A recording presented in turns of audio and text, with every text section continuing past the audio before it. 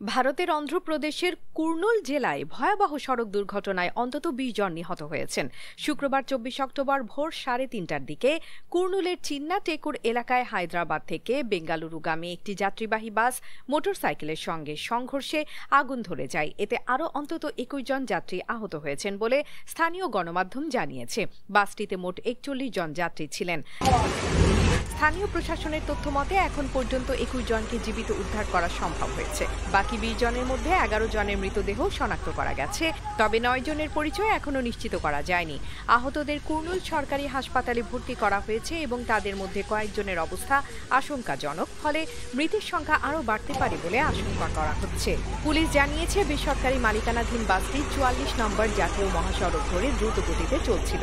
সংঘর্ষের পর মোটরসাইকেলটি বাসের সামনের অংশে আটকে যায় এবং কিছু দূর যাওয়ার মধ্যেই বাসে ভয়াবহ আগুন ধরে যায়। দুর্ঘটনার সময় অধিকাংশ যাত্রী ঘুমিয়েছিলেন। কয়েকজন জানালা ভেঙে প্রাণ বাঁচাতে সক্ষম হলেও অধিকাংশ যাত্রী ভেতরে আটকা পড়ে যান।